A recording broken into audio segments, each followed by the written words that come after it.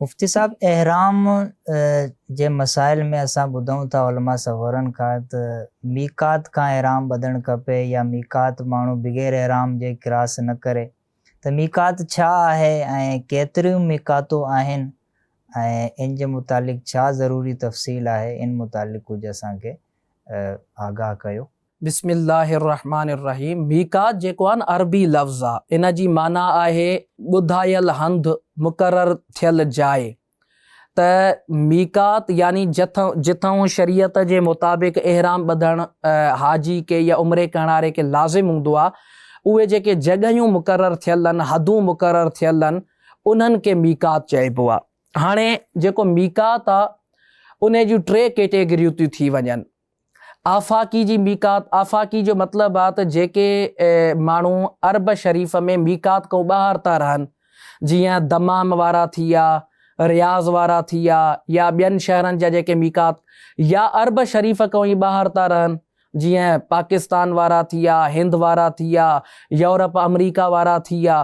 त इन्हनि जे लाइ जेकी मीकात आहे उनखे आफ़ाकी मीकात चइबो आहे। अहादीस करीमा में उहे 5 मीकातूं जेके आहिनि बयानु थियल आहिनि। अगरि जोग्राफियाई लिहाज़ सां नक्शे में उन्हनि खे ॾिसिजे त उन्हनि 5 मीकातनि हरम शरीफ़, हुदूद हरम, काबतुल्ला शरीफ़ जो चौधारी जेको आहे उहो हिकिड़ो उन्हनि जो हिसार जेको आहे कड़ो क़ाइमु थियल आहे। ऐं उन जो मक़सदु इहो काबा मुअज़्ज़मा जी हिकिड़ी वॾी ताज़ीम आहे, हुदूद हरम जी हिकिड़ी वॾी ताज़ीम आहे।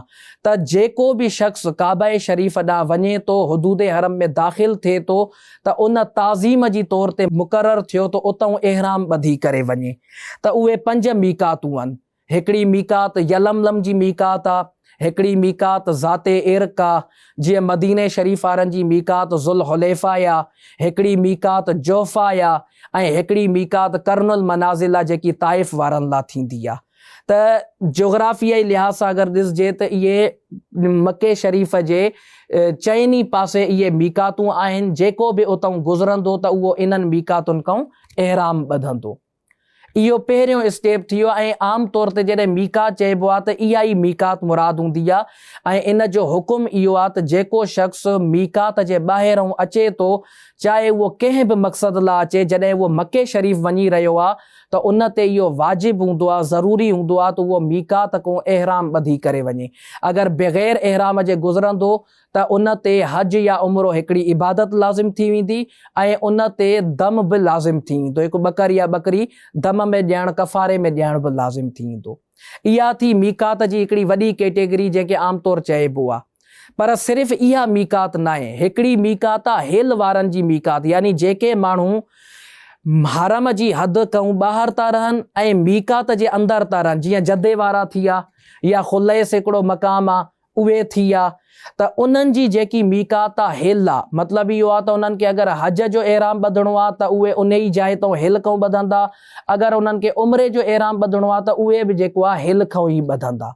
ॿिन्ही सूरतुनि में उहो हज हुजे या उम्रो, उहो पंहिंजो एहराम उन हिल मां ई ॿधंदा।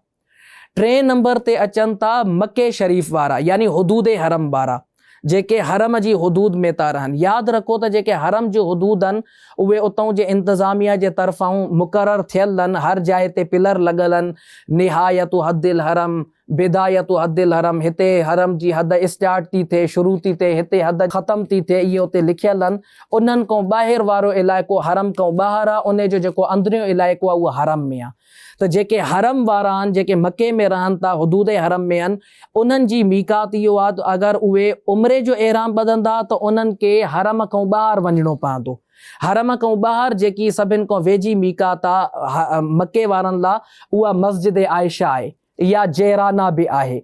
ऐं अगरि उहो हज जो एहराम ॿधंदा त पोइ उन्हनि खे हज जो एहराम हुदूद हरम मां ई ॿधणो आहे। जीअं हाजी सगोरा जेके उते तरसियल हूंदा, जन हज तमतो कयो ऐं उते उम्रो करे एहराम मां आज़ाद थी विया, जॾहिं उन्हनि खे हज जो एहराम ॿधणो आहे त उहो हज जो एहराम हुदूद हरम मां ई ॿधंदा ऐं पोइ जेको आहे मिना लाइ रवानो थींदा। मके शरीफ़ वारनि लाइ, यानी जेके हज जो एहराम ॿधनि था मके शरीफ़ खां, हरम खां, उन्हनि जे लाइ अफ़ज़ल इहो आहे जो मस्जिद हराम खां एहराम ॿधनि। सिंधी सोशल मीडिया पेज खे लाइक कयो, फॉलो कयो ऐं शेयर कयो।